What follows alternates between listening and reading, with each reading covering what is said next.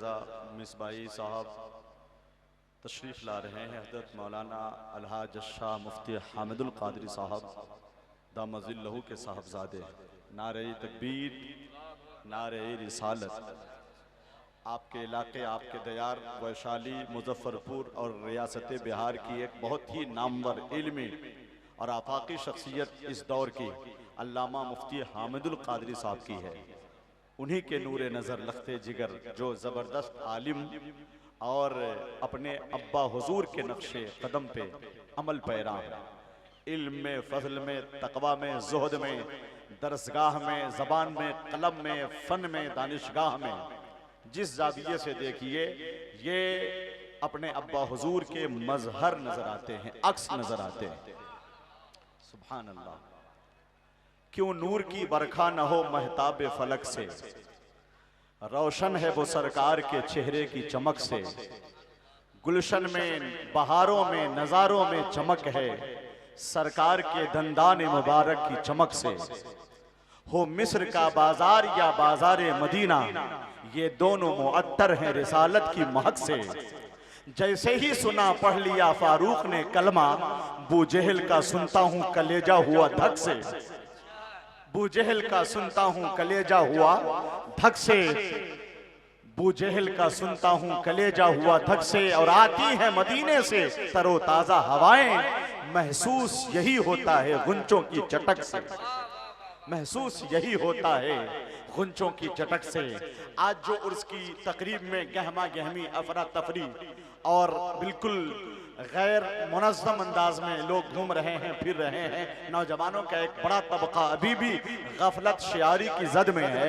انہیں ہوش نہیں ہے کہ زمانہ کہاں جا رہا ہے، ہمیں کیا کرنا چاہیے. امت مسلمہ کے نوجوانوں کو انتہائی ہوش و خیرت کے ساتھ کام لینا چاہیے. اس وقت ہم تاش کے پتوں کی طرح بکھرے ہیں. حالات پہ ہمیں ہماری گہری نظر ہونی چاہیے. ہمارا ایک قطع ہے کہ اگر اعمال ہستی چیک ہو جائیں تو کیا ہوگا، خدا کے واسطے ہم نیک ہو جائیں تو کیا ہوگا.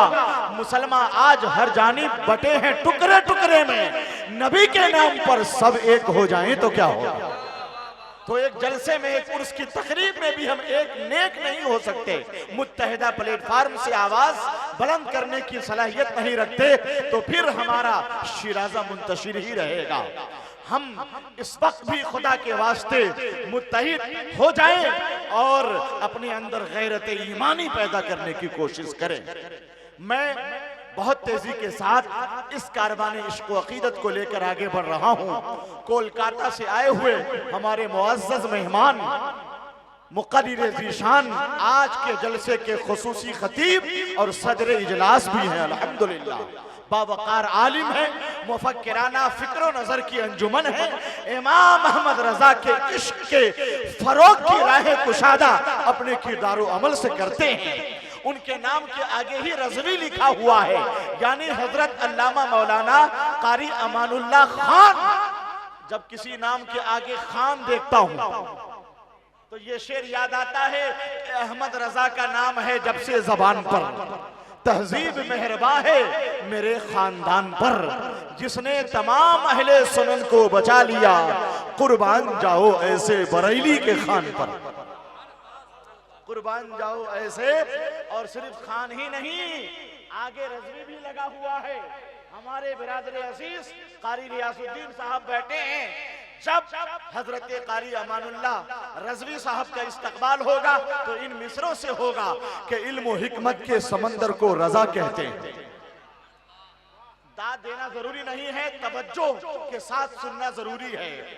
علم و حکمت کے سمندر کو رضا کہتے ہیں، دین کے قائد و رہبر کو رضا کہتے ہیں، نائب خواجہ سنجر کو رضا کہتے ہیں، فیض کے ایک انا ساگر کو رضا کہتے ہیں. ان سا عالم نہ ہوا پیدا کئی صدیوں میں، اپنے اسلاف کے مظہر کو رضا کہتے ہیں. سلسلہ کوئی رہے مہر ہے ان کی لازم، اہل سنت کے گورنر کو رضا کہتے ہیں. یہ حقیقت بھی زمانے کو بتا دو گوہر، غوث اعظم کے قلندر کو رضا کہتے ہیں. میں کولکاتہ سے آئے ہوئے معزز مہمان حضرت مولانا قاری امان اللہ خان صاحب کا استقبال کرتا ہوں۔ نعرہ تکبیر، نعرہ رسالت، مسلک اعلیٰ حضرت مولانا امان اللہ خان صاحب قبلہ۔ صلاح الدین کی حاجت ہے، غازی کی ضرورت ہے، عمل کے نور سے کردار سازی کی ضرورت ہے۔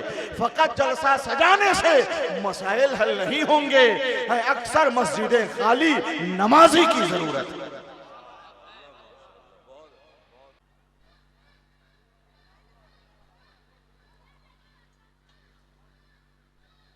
غوث اعظم بمنی بی سرو ساما مدد قبلہ دی مدد کعبوی ما مدد شاہ شاہاں مدد مرشد پاکاں مدد خواجہ ہارون مدد یا شاہ جیلا مدد ماگدائیں تو سلطان دو عالم ہستی استداریں تمنا شاہ جیلا مدد کرم ہو کرم ہو کرم غوث اعظم ہمارا بھی رکھ لو بھرم غوث اعظم بگرداب بلا افتاد کشتی ضعیفانی شکستہ رات کشتی بحق خواجہ عثمان ہارونی مدد کن یا معین الدین چشتی ربنا تقبل منا انك انت السميع العليم وتب علينا انك انت التواب الرحيم وصلى الله تعالى على خير خلقه محمد وآله وأصحابه وأهل بيته وأولياء أمته أجمعين برحمتك يا أرحم الراحمين حق لا إله إلا الله محمد رسول الله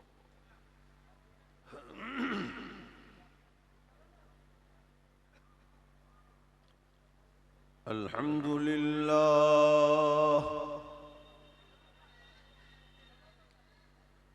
الحمد لله نحمده ونستعينه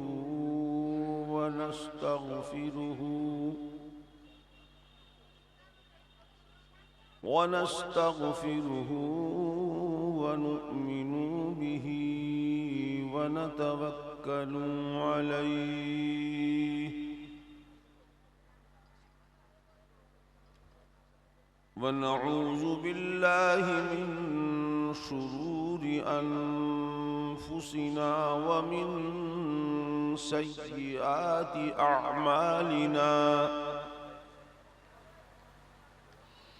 أعمالنا من يهده الله فلا مضل له ومن يضلله فلا هادي له ونشهد أن لا إله إلا الله وحده لا شريك له ونشهد أن محمدًا عبده ورسوله أما بعد فأعوذ بالله من الشيطان الرجيم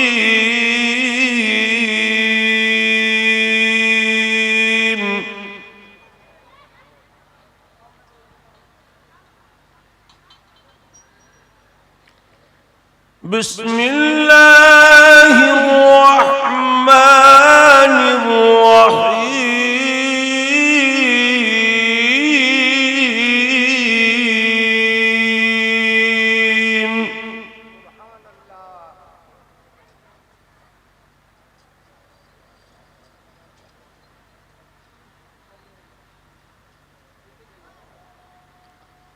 يا الذين آمنوا اتقوا الله وكونوا مع الصادقين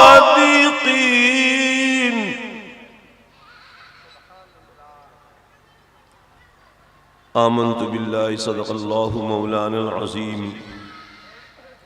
وصدق رسولہ النبی الامین الکریم ونحن على ذلك لمن الشاہدین والشاکرین والحمد للہ رب العالمین۔ محمد کی یہ محفل ہے، اب آئے جس کا جی چاہے۔ محمد کی یہ محفل ہے، اب آئے جس کا جی چاہے، مقدر اپنا اپنا آزمائے جس کا جی چاہے۔ تھوڑی سی بیداری پیدا کریں، اور میں سمجھتا ہوں کہ آج آپ لوگوں نے چپ رہنے کی نیت کر لی۔ آج کچھ نہیں بولیں گے، مولانا صاحب سے بلوائیں گے، تو اس بزم پاک میں خاموشی بہتر نہیں۔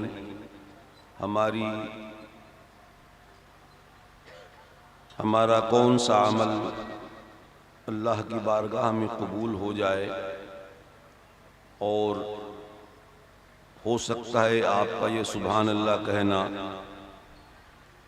اللہ کی بارگاہ میں قبول ہو جائے تو ہماری اور آپ کی دین و دنیا دونوں سنور جائے گی۔ اور ایک بات آپ اپنے ذہن سے نکال دیجئے کہ ہم سبحان اللہ کہیں گے، مولانا صاحب کی تعریف ہوگی، یا نقیب اعظم حضرت علامہ مولانا گوہر صاحب کی تعریف ہوگی، یا مولانا مشاہد رضا صاحب، نہیں، نہ میری تعریف ہوگی نہ آپ کی تعریف ہوگی، ہم سب کے رب کی تعریف ہوگی۔ تو سبحان اللہ کہیں تو یہ سمجھ کے کہیں کہ اللہ کا ذکر ہے، میرے رب کی تسبیح ہے، میرے رب کی بڑائی ہے۔ اگر یہ بات آپ کے سمجھ میں آ گئی ہے تو میں گزارش کروں گا یہاں سے وہاں تک آپ ذرا بلند آواز سے کہہ لیں سبحان اللہ۔ ماشاء اللہ، اللہ تبارک و تعالی آپ کے سبحان اللہ کہنے کو قبول فرما لے۔ تم زباں رکھ کے صحیح بول نہ پائے بے کل، تم زباں رکھ کے صحیح بول نہ پائے بے کل، بے زبانوں سے نبی کلمہ پڑھا لیتے۔ اللہ اللہ اللہ، بے زبانوں سے نبی کلمہ پڑھا لیتے۔ سبحان اللہ سبحان اللہ۔ اگر جنت میں جانے کا ارادہ ہو تمامی کا، اگر جنت میں جانے کا ارادہ ہو تمامی کا، گلے میں ڈال لو پٹا محمد کے غلامی کا۔ اور غم نہیں اس کا کہ مخالف ہیں زمانے والے، غم نہیں اس کا کہ مخالف ہیں زمانے والے، غوث اعظم ہے میری لاج بچانے والے۔ آئیے ہم اور آپ مل کر سرور کائنات صلی اللہ علیہ وسلم کی بارگاہ میں عقیدت و محبت کے ساتھ بلند آواز سے درود پاک پیش کریں۔ پڑھیں اللہم صلی علی سیدنا و نبینا مولانا محمد معدن الجود والکرم وآلہ وبارک وسلم۔ صلاۃ و سلام علیک یا رسول اللہ صلی اللہ علیہ وسلم۔ لگتا ہے کہ آپ نے میری بات کو سمجھا نہیں یا سنا نہیں۔ اکثر ہمارے علماء اور شورا آپ سے گزارش کرتے رہتے ہیں کہ زور سے درود پڑھیے، زور سے سبحان اللہ کہیے۔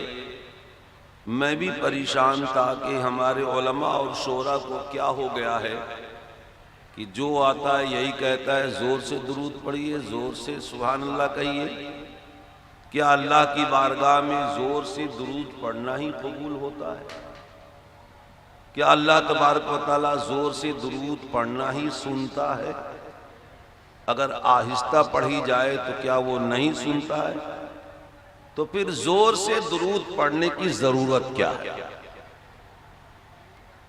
تقریریں آپ نے بہت سنی ہے، زندگی رہے گی تو آپ سنیں گے، مگر اس تھوڑے سے وقت میں آج میں کوشش کروں گا کہ آپ کو وہ چیز دے کر کے جاؤں جسے آپ اپنے دل میں جگہ دیں گے تو یقیناً میرا بھی فائدہ ہوگا اور آپ کا بھی فائدہ ہوگا۔ اصل تقریر حاصل تقریر انشاءاللہ ثم انشاءاللہ میرے بعد ہوگی جی۔ میں تو بس یوں کہہ لیجئے کہ میرے گھر واپسی ہوئی جی۔ بہت سال میں یہاں آیا، درمیان میں کچھ وقفہ ہو گیا، تو آج میں سمجھ رہا ہوں کہ میرے گھر جو واپسی ہوئی ہے۔ بہرحال میں شکر گزار ہوں اپنی تمام اس گاؤں کے بچوں کا، نوجوانوں کا، اور خاص طور پر اس کمیٹی کے جو سیکریٹری صاحب ہیں زین العابدین صاحب، اللہ تبارک و تعالیٰ اس عمر میں پہنچنے کے باوجود بھی آج بھی جوان کی طرح محنت کرتے ہیں۔ اللہ تبارک و تعالیٰ ہم تمام لوگوں کی اس محنت کو قبول فرمائے اور اس کا صلہ عطا فرمائے۔ اب آپ ذہن کو حاضر رکھیں، زور سے درود پڑھنے کی ضرورت کیا ہے؟ ادھر ادھر کی بات میں نہیں کرتا۔ کتاب کا نام ہے نزہۃ المجالس، جس کے رائٹر ہیں امام عبد الرحمن بن عبد السلام۔ آپ نقل فرماتے ہیں کہ ایک بہت بڑا پاپی انسان تھا جس کی زندگی گناہوں میں گزرتی رہی، لوگ سمجھاتے رہے مگر کسی کی بات اس کے دل میں اتر نہیں پائی۔ اچانک وہ بیمار پڑا اور اس کا انتقال ہو گیا۔ دوست احباب رشتہ دار جتنے لوگ سب غسل دیا، کفن پہنائے، قبر کی منزل تک لے گئے، قبر میں لٹایا، مٹی دی، واپس آئے۔ ایک آدمی جب رات کو سویا ہے تو خواب میں دیکھا، کیا دیکھا کہ اس کے قبر میں رحمت و نور کی بارش ہو رہی ہے۔ سبحان اللہ۔ بڑا تعجب کیا، کہا کہ ارے بھائی یہ الٹی گنگا کب سے بہنے لگی؟ تیرے قبر میں تو عذاب ہونی چاہیے، تو نے زندگی پر گناہ کیا، آخر وہ تیرا کون سا عمل ہے کہ اللہ نے تیری ساری خطائیں معاف فرما دی؟ کہا میرے بھائی میرے اعمال کا معاملہ یہ ہے کہ میرے قبر میں عذاب ہونی چاہیے۔ آج لوگ کہتے ہیں کہ میلاد شریف سے فائدہ کیا ہے؟ آج لوگ کہتے ہیں کہ میلاد شریف سے جانے کا فائدہ کیا ہے؟ میں بتاتا ہوں کہ میلاد شریف میں آنے کا فائدہ کیا ہے۔ کہا کہ ایک روز میلاد شریف کی محفل میں بیٹھا ہوا تھا، مولانا صاحب کی تقریر بہت اچھی لگ رہی تھی، ان کی ہر بات میرے دل میں اتر رہی تھی۔ دوران تقریر انہوں نے کہا کہ اس بزم پاک میں جو زور سے درود پڑھے گا، بلند آواز میں درود پڑھے گا، اللہ تبارک و تعالیٰ اس کے درود کو قبول فرمائے گا۔ ان کی بات میرے دل میں اتر گئی اور میں نے تیز آواز میں، بلند آواز میں درود پاک پڑھی۔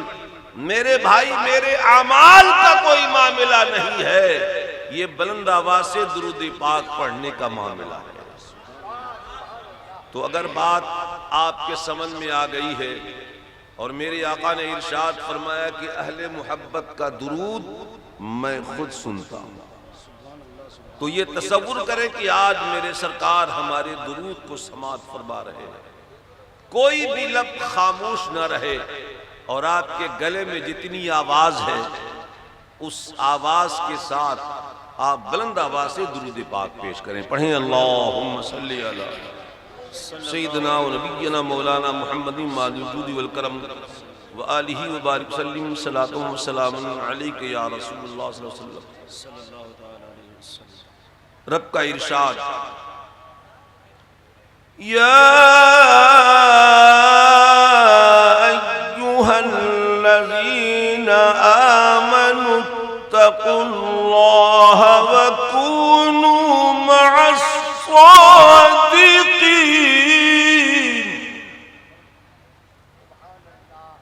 اے ایمان والو، ڈرو اللہ سے، وَكُونُوا مَعَ الصَّادِقِينَ، اور سچوں کے ساتھ ہو جاؤ۔ اس آیت کریمہ میں اللہ نے اپنے بندوں کو اپنے محبوب کے ذریعے سے دو حکم نافذ فرمائے. میں بہت اطمینان سے بول رہا ہوں.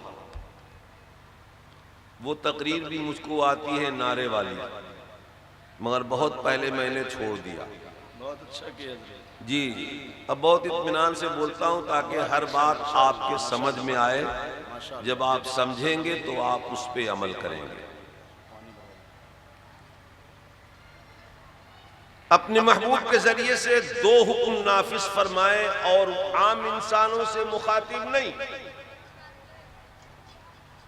صرف ایمان والوں سے. اے ایمان والوں ڈرو اللہ سے. وَقُونُوا مَعَ الصَّادِقِينَ، اور سچوں کے ساتھ ہو جاؤ. عادت کے مطابق مجھ سے بھی نعت پاک یا منقبت کے چند اشعار سماعت فرما لیں، مگر شرط یہ کہ میں ذرا آپ کو نعت پاک کے یا منقبت کے اشعار پیش کروں. آپ ہمیں بلند آواز سے درود پاک سنا دیں. پڑھیں اللہم صلی علی سیدنا و نبینا مولانا محمد بارک وسلم الصلاۃ والسلام علیک یا رسول اللہ صلی اللہ علیہ وسلم. آپ بالکل اطمینان و سکون کے ساتھ تشریف رکھیں. ہمیں زیادہ وقت نہیں ملا ہے، بس تھوڑا سا. ارے بھیا کیا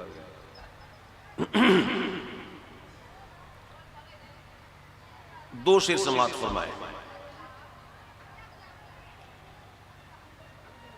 دلوں سے درد کا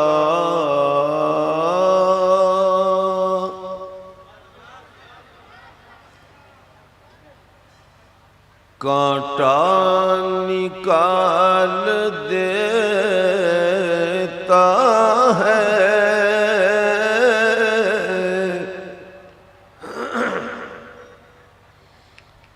دلوں سے درد کا کانٹا نکال دیتا ہے. دلوں سے درد کا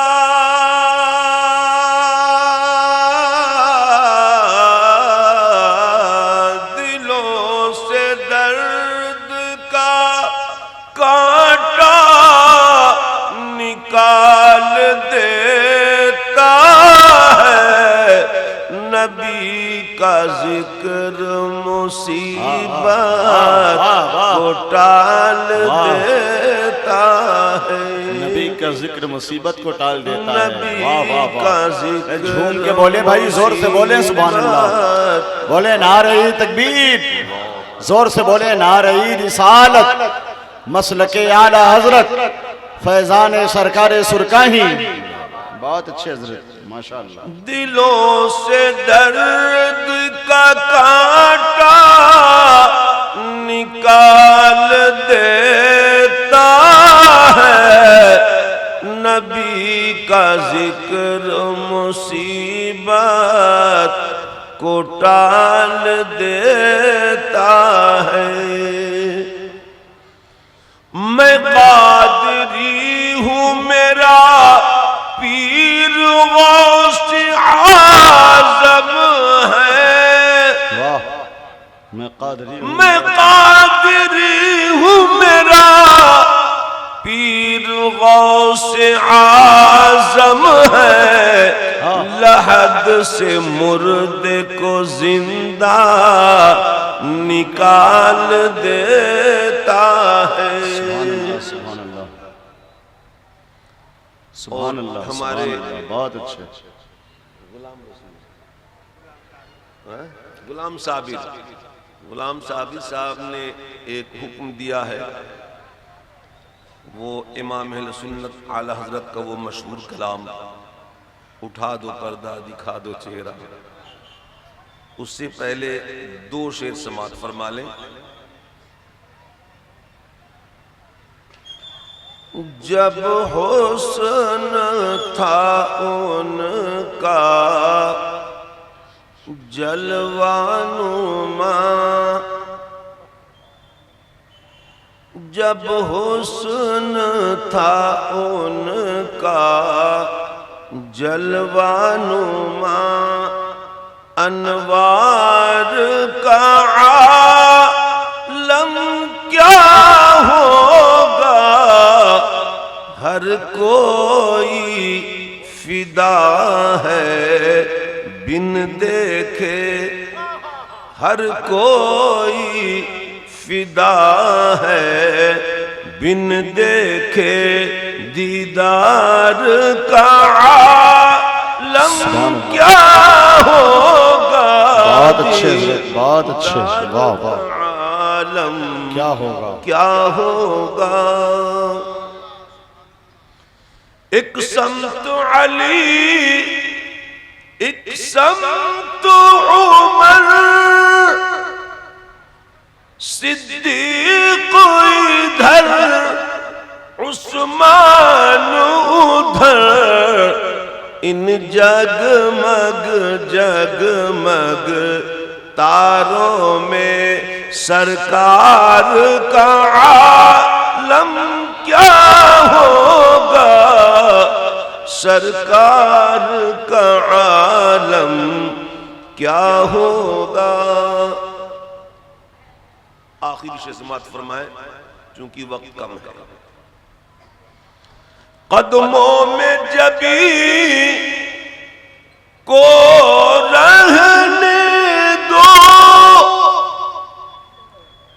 چہرے کا تصور مشکل ہے، جب چاند سے بڑھ کر تلوہ ہے، جب چاند سے بڑھ کر تلوہ ہے، رخسار کا عالم کیا ہوگا، رخسار کا عالم کیا ہوگا۔ درود پاک پڑھیں، اللہم صلی علی سیدنا و نبینا مولانا محمد بارک سلیم، صلاۃ و سلام علیک یا رسول اللہ۔ کچھ گفتگو ہو جائے، اخیر سے دو شعر پڑھ دیں۔ اب آپ ذہن کو حاضر رکھیں، رب کا ارشاد کہ ڈرو اللہ سے وَكُونُوا مَعَ الصَّادِقِينَ، سچوں کے ساتھ ہو جاؤ۔ ایک بات تو سمجھ میں آ رہی ہے ڈرنے کا، مگر دوسری بات سمجھ میں نہیں آ رہی ہے سچوں کے ساتھ ہو جانے کا۔ اور یہ کسی ایسے ویسے کا کلام نہیں، یہ کوئی ایسی ویسی کتاب نہیں، ذالک الکتاب، یہ وہ کتاب ہے لا ریب فیہ، اس میں کوئی شک و شبہ نہیں۔ سچوں کے ساتھ ہو جانے کے لیے رب کائنات کا فرمان کیوں ہے؟ اس لیے ہے کہ شیطان انسان کا کھلا ہوا دشمن ہے۔ احیاء العلوم امام غزالی رحمۃ اللہ علیہ نے اس کو نقل کیا، فرماتے ہیں کہ شیطان اللہ کی بات، جب آدمی اللہ سے ڈرے گا تو وہ چوری نہیں کرے گا، جب آدمی اللہ سے ڈرے گا تو وہ غیبت نہیں کرے گا، جب آدمی اللہ سے ڈرے گا تو وہ کسی کو گالی نہیں دے گا، جب آدمی اللہ سے ڈرے گا تو اس کی پیشانی رب کی بارگاہ میں جھکے گی، جب آدمی اللہ سے ڈرے گا تو وہ جھوٹ نہیں بولے گا، جب آدمی اللہ سے ڈرے گا تو اپنے سے بڑوں کا ادب کرے گا، جب آدمی اللہ سے ڈرے گا تو اپنے سے چھوٹوں پر شفقت کرے گا، جب آدمی اللہ سے ڈرے گا تو اپنے ماں باپ کا احترام کرے گا۔ جب اتنی نیکیاں اکٹھا ہو گئیں تو اب ان نیکیوں کی حفاظت کیسے؟ شیطان انسان کا کھلا ہوا دشمن ہے۔ حضرت غوث پاک رضی اللہ تعالیٰ نے اپنی کتاب بنیۃ الطالبین میں آپ نے نقل کیا، فرماتے ہیں کہ یہ شیطان نزع کے وقت میں بھی باپ کے شکل میں پہنچتا ہے، اور کہتا ہے اے میرے لال، عیسائی ہونے میں نجات ہے، اے میرے لال، یہودی ہونے میں نجات ہے۔ غوث پاک فرماتے ہیں کہ ماں کے شکل میں بھی شیطان آتا ہے، کہتا ہے کہ میرے لال یہ تیرا باپ جھوٹ بول رہا ہے، عیسائی ہونے میں نجات نہیں، یہودی ہونے میں نجات ہے۔ اب آپ سوچیں کہ ایک طرف ماں ہے، ماں کے شکل میں شیطان ہے، اور دوسری طرف باپ کے شکل میں شیطان ہے، ایمان بچانا کتنا مشکل ہے۔ حضرت امام غزالی رحمۃ اللہ علیہ فرماتے ہیں کہ شیطان اللہ کی بارگاہ میں پہنچا، کہا رب قدیر، زمین میں کوئی جگہ باقی نہیں جہاں پر میں نے سجدے نہیں کیے، اور تیری بارگاہ ایسی ہے کہ آج تک جس نے بھی اپنا دامن پھیلایا وہ مایوس نہیں ہوا۔ تیرا فرمان لا تقنطوا من رحمت اللہ، میری رحمت سے مایوس مت ہو۔ آج ہم نے بھی تیری مقدس بارگاہ میں اپنے دامن پھیلا دیے ہیں، آج میں بھی تیری کریمی کو دیکھنا چاہتا ہوں، آج میں بھی تیری عطا کو دیکھنا چاہتا ہوں، آج مجھے عطا کرنا پڑے گا، دینا پڑے گا۔ رب فرماتا ہے تو نے میری کریمی کو آواز دی ہے، تو نے میری عطا کو للکارا ہے، بول کیا مانگتا ہے؟ شیطان نے رب کی بارگاہ میں عرض کیا مولا مجھ کو اتنا اختیار دے، اتنا پاور دے کہ جب تک تیرے بندوں کے جسم میں خون گردش کرتا رہے ہم اس خون کے ساتھ گردش کرتے رہیں، تیرے بندوں کو بہکاتے رہیں، ان سے غلط کام کراتے رہیں۔ رب فرماتا ہے کہ جب تو نے میری کریمی کو آواز دی ہے تو جا، میں نے تجھ کو عطا کیا، مگر سن جو تیرا ہوگا وہ تیرے بہکاوے میں آئے گا، جو میرا ہوگا وہ تیرے بہکاوے میں نہیں آئے گا۔ شیطان نے قسم کھائی کہ قسم ہے تیری عزت و جلال کی، جب تک تیرے بندوں کے جسم میں خون گردش کرتا رہے گا ہم اس خون کے ساتھ گردش کرتے رہیں گے اور تیرے بندوں کو بہکاتے رہیں گے۔ رب نے بھی قسم کھائی، جس طریقے سے تو نے میری ذات کی قسم کھائی ہے میں بھی اپنی ذات کا قسم کھاتا ہوں، جب تک میرے بندوں کے جسم میں خون گردش کرتا رہے گا، میرے بندے تیرے بہکاوے میں آ کر اگر کوئی گناہ کر بیٹھے، کوئی خطا کر بیٹھے، اس کے بعد میری بارگاہ میں توبہ کریں، میں ان کی توبہ کو قبول کر لوں گا۔ بہت اچھا پیغام حضرت، زندہ آباد زندہ آباد۔ جی واہ واہ واہ۔ وقت میرا بہت مختصر ہے، اب ڈرنے کا حکم اللہ تبارک و تعالی اپنے ایمان والے بندوں کو دے رہا ہے۔ آج ہمارے اور آپ کے دلوں سے دنیا کی تمام چیزوں کا خوف تو ہے، آج ہم دنیا کی تمام چیزوں سے تو ڈرتے ہیں، ہاں ہمارے اور آپ کے دلوں سے اگر خوف نکلتا جا رہا ہے تو اللہ اس کے رسول کا، اور اللہ والے اللہ سے اتنا ڈرتے ہیں کہ جس کی مثال نہیں ملتی ہے۔ حضرت ابراہیم علیہ الصلاۃ والتسلیم ہے، ان کے بارے میں کتابوں میں آتا ہے کہ جب اللہ کی بارگاہ میں کھڑے ہوتے تو اللہ کا خوف ایسا طاری ہوتا کہ ان کے سانس کی دھڑکن 1 میل دور سے لوگ سنتے۔ کہاں جا رہے ہیں؟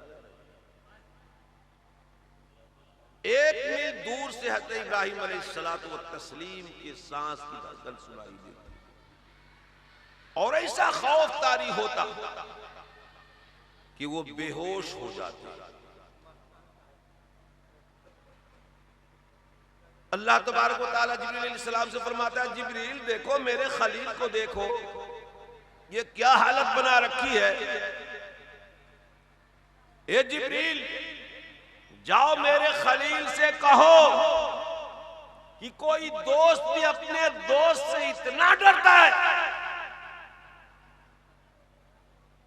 اتنا ڈرتا ڈرنے ایک میرے خلیل، جب تم میرے دوست و محبوب ہو تو پھر اتنا ڈرنے کی ضرورت کیا ہے۔ حضرت جبریل علیہ السلام ابراہیم علیہ السلام کی بارگاہ میں حاضر ہوتے ہیں اور عرض کرتے ہیں اے اللہ کے خلیل، اللہ فرماتا ہے کہ جب تم میرے دوست ہو، جب تم میرے محبوب ہو تو پھر اس قدر ڈرنے کی ضرورت کیا ہے؟ ارے کوئی دوست اپنے دوست سے اتنا ڈرتا ہے۔ حضرت ابراہیم علیہ السلام کا جواب آپ سنیں۔ حضرت ابراہیم علیہ السلام فرماتے ہیں جبریل یہ بالکل سچ ہے کہ اللہ ہمیں بہت پیار کرتا ہے، اللہ ہمیں اپنا دوست کہتا ہے، مگر جب اللہ کی بارگاہ میں میں کھڑا ہوتا ہوں تو میں سب کچھ بھول جاتا ہوں اور میں بے ہوش ہو جاتا ہوں۔ حضرت امام حسن بصری علیہ رحمت و رضوان، میں بس دکھا کر کے چلا جاؤں کہ اللہ والے اللہ سے کتنا ڈرتے ہیں، اسی کو سمیٹ کر کے میں اپنا کام ختم کروں۔ پیغام حضرت بہت ہی شائستگی کے ساتھ اللہ والے اللہ سے کتنا ڈرتے ہیں۔ آج ضرورت اس بات کی ہے، جب تک ہم اللہ سے ڈرتے تھے ساری دنیا ہم سے ڈرتی تھی، جب تک ہم متحد تھے ہمیں کوئی آنکھ دکھانے والا نہیں تھا، جب تک ہماری پیشانی اللہ کی بارگاہ میں جھکتی تھی ہماری ہر بات سنی جاتی تھی، جب سے ہم نے کہیں اور ہاتھ پھیلانا شروع کر دیا ہے، آج ہماری حالت یہ ہے کہ ہمارے آنسو پوچھنے والا کوئی نہیں ہے، ہمارا درد سننے والا کوئی نہیں ہے۔ حضرت امام حسن بصری علیہ رحمہ فرماتے ہیں، دیکھیں اللہ والے اللہ سے کتنا ڈرتے ہیں۔ اللہ فرماتا ہے کہ ڈرو اللہ سے، کتنا ڈرتے ہیں۔ حضرت امام حسن بصری علیہ فرماتے ہیں کہ ایک روز میں خانہ کعبہ میں گیا اور طواف کی نیت کی، اور جب حتیم کعبہ کے پاس میں آیا تو میں کیا دیکھتا ہوں کہ ایک شخص اپنے پورے جسم کو ایک چادر میں چھپا کر غلاف کعبہ پکڑ کر اس درد کے ساتھ وہ رو رہا تھا۔ اس کے رونے میں اتنا درد تھا کہ میں بے چین ہو گیا، میں بے قرار ہو گیا۔ کل کا دور کتنا پیارا دور تھا، کل کا ماحول کتنا پیارا ماحول تھا کہ ایک بھائی اگر رو دیا کرتا تو بھائی کے دل میں درد ہوتا تھا۔ آج سگا بھائی سامنے اس کے روتا ہے، احساس نہیں ہوتا۔ آج سائنس نے اتنی ترقی کی، دور کے تار کو بالکل قریب کر دیا ہے، مگر آپس کے رشتے کے جو تار ہیں یہ بکھرتے جا رہے ہیں۔ صحیح ہے۔ ایک ہی کمرے میں باپ بھی موجود اور بیٹا بھی موجود، بیٹا کھا رہا ہے باپ کو دیکھنے کے لیے تیار ہے۔ ایک ہی کمرے میں سگے بھائی موجود، دونوں بھائی موجود، ایک بھائی اپنے بھائی کو دیکھنے کے لیے تیار ہے۔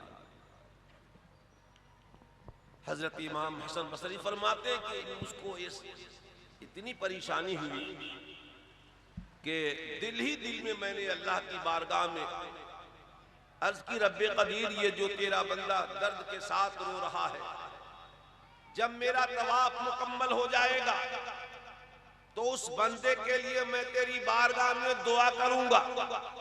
فرماتے کہ جب جب حتیم کعبہ کے پاس میں پہنچتا اور اس کی درد بھری آواز میرے کانوں میں پہنچتی تو میں بھی رونے لگا۔ جب میرا طواف مکمل ہوا، مقام ابراہیم پر 2 رکعت نماز نفل پڑھی میں نے، اور جیسے میری نماز ختم ہوئی میں دعا مانگ رہا تھا کہ وہ انسان اپنے جسم کو، اپنے چہرے کو چھپا کر چلا جا رہا تھا۔ جلدی جلدی میں اس کے قریب ہوا اور میں نے آواز دی، اے میرے بھائی میری ایک بات تو سن لو۔ جب میری آواز اس کے کانوں تک پہنچی تو وہ رک گیا۔ کہا کیا بات؟ کہا اپنا نام تو بتا دو، اپنا چہرہ تو دکھا دو۔ جس وقت تم غلاف کعبہ پکڑ کر کے درد کے ساتھ رو رہے تھے، تمہارے رونے میں اتنا درد تھا کہ میں بھی بے چین ہو گیا، اور دل ہی دل میں نے اللہ کی بارگاہ میں دعا کی کہ جب میرا طواف مکمل ہو جائے گا تو میں تمہارے لیے دعا کروں گا۔ ارے اپنا نام تو بتا دو، اپنا چہرہ تو دکھا دو، تاکہ تمہارا نام لے کر تمہارے چہرے کو اپنے دل میں بسا کر میں اللہ کی بارگاہ میں دعا کروں۔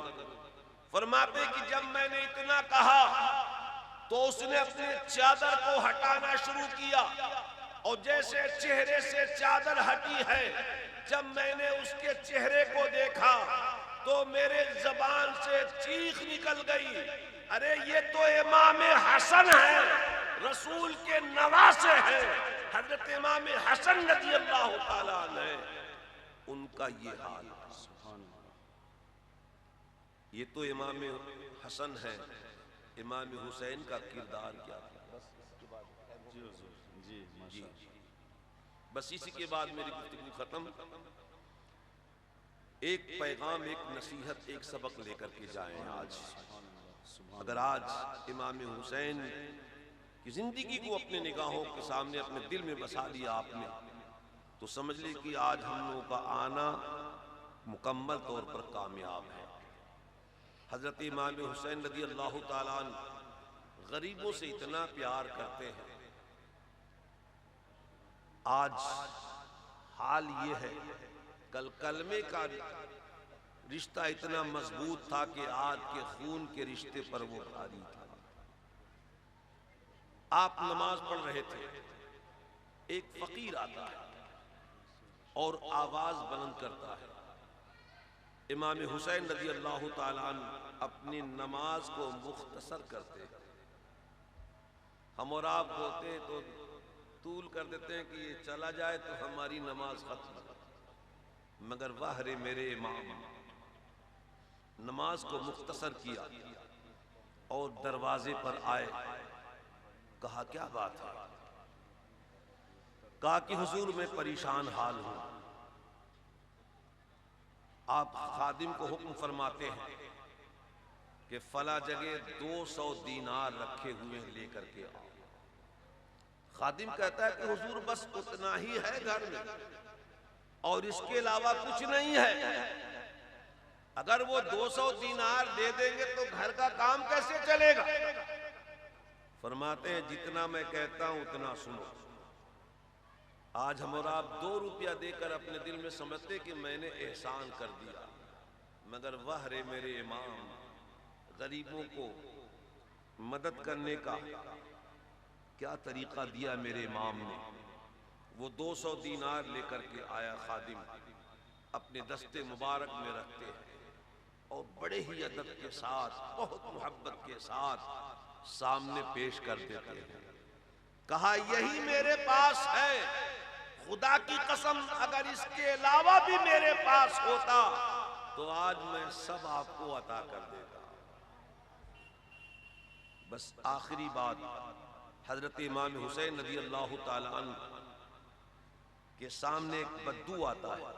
دنیا نے آج تک یہ نہیں دیکھا کہ کوئی باپ کو گالی دے اور بیٹا برداشت کر لے، جی، مگر واہ رے میرے امام، بے شمار آپ کی جانثار ہیں۔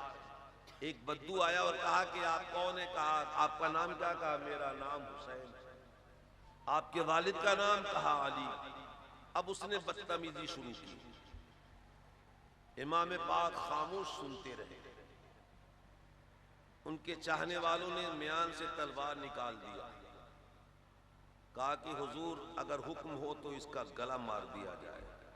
ایسی بدتمیزی کر رہا ہے. میرے امام مسکرا رہے اور کہا کہ میرے نانا جان کا یہ دستور نہیں رہا.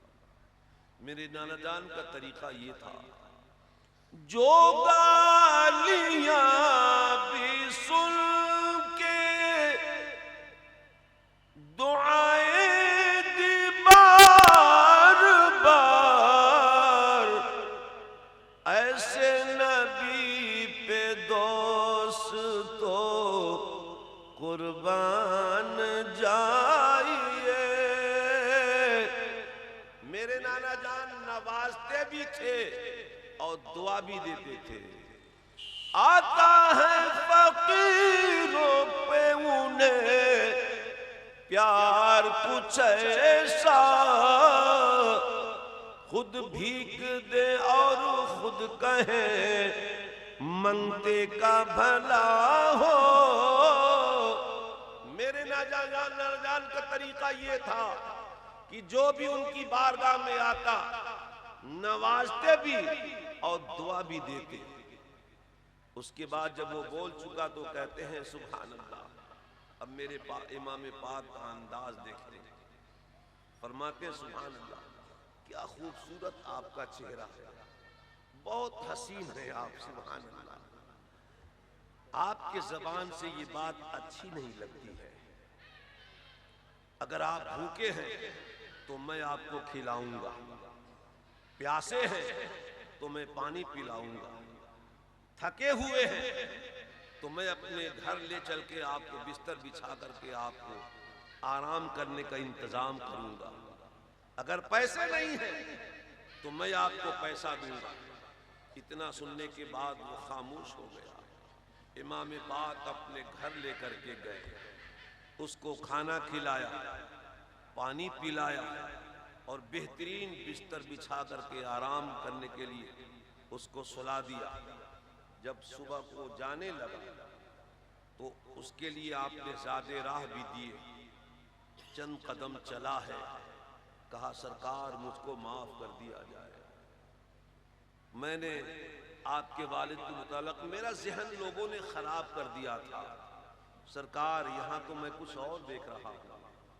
قدموں سے لپٹ گیا. امام پاک اس کو اٹھاتے ہیں اور فرماتے ہیں میرے بھائی، ارے تو میرے نانا جان کا امتی ہے، میرے نانا جان کا غلام ہے. تیری جگہ میرے قدم نہیں ہے بلکہ تیری جگہ تو میرا سینہ ہے. اس کو سینے سے لگایا. آج ضرورت اس بات کی ہے کہ کم سے کم ہم اپنے بھائی کو سینے سے لگائیں. جب تک ہم مل جل کر کے رہتے تھے اللہ کی رحمت ہوتی تھی. جب سے ہم لوگوں نے اس انداز کو بھلا دیا ہے، در در کے ٹھوکر کھا رہے ہیں. اللہ تبارک و تعالی اپنے حبیب کے صدقے میں ہم سبوں کو صحیح طریقے سے زندگی گزارنے کی توفیق عطا فرما. میں نے تقریر نہیں کی ہے، اپنے دل کی بات آپ کے دل میں اتارنے کی کوشش کی ہے. اب جب غلام صابر صاحب کی وہ جو فرمائش ہے کیونکہ ہمیں بھی احساس ہے، اس وقت کا خیال ہے، سماعت فرمانے درود پاک پڑھنے. اللہم صلی علی سیدنا و نبینا مولانا محمد بارک وسلم. صلاۃ و سلام علیک یا رسول اللہ علیک یا حبیب اللہ صلی اللہ علیہ وسلم. اٹھا دو پردہ دکھا دو چہرہ کہ نور باری حجاب میں ہے، زمانہ تاریک ہو رہا ہے کہ مہر کب سے نقاب میں ہے، جلی جلی بو سے اس کی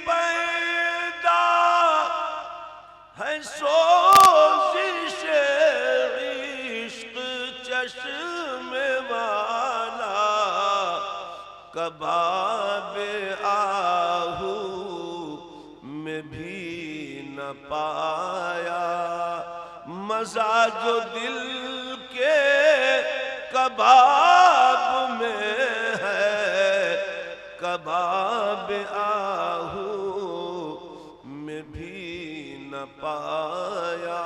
اور قبر کا معاملہ بڑا مشکل ہوتا ہے، کوئی پرسن حال نہیں، کوئی مدد کرنے والا نہیں، اور منکر نکیر کی جو شکلیں بتائی گئی ہیں اتنی بھیانک اور ڈراؤنی شکل کہ آپ کی دو آنکھیں ہوں گی وہ بھی دیگ کے مانند ہوں گی اور بالکل سرخ ہوں گی، پورے جسم میں بال ہوگا، ببول کے کانٹے کی طرح ان کے رواں ہوں گے، اور ایسے عالم میں وہ سوال کریں گے۔ امام اہل سنت کیا کہتے ہیں؟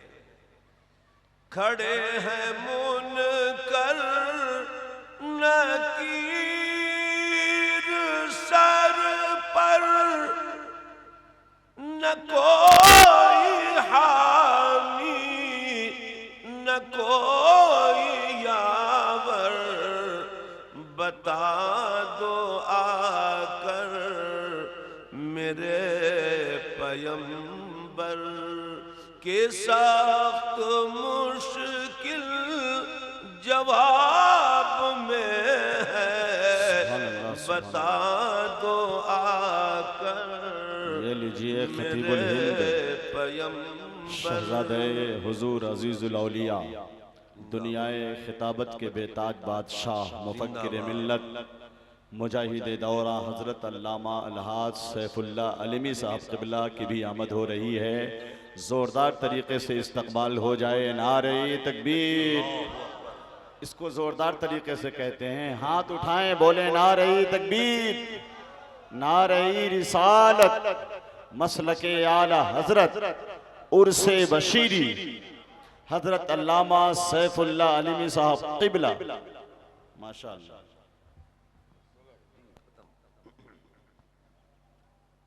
آخری شعر، خدائے قہار ہے غضب پر، کھلے ہیں بدکاریوں کے دفتر، بچا لو آ کر شفیع محشر، تمہارا بندہ عذاب میں ہے، بچا لو آ کر شفیع محشر، کریم اپنے کرم کا صدقہ لئیم بے قدر کو نہ شرما، تو اور رضا سے حساب لینا، رضا بھی کوئی حساب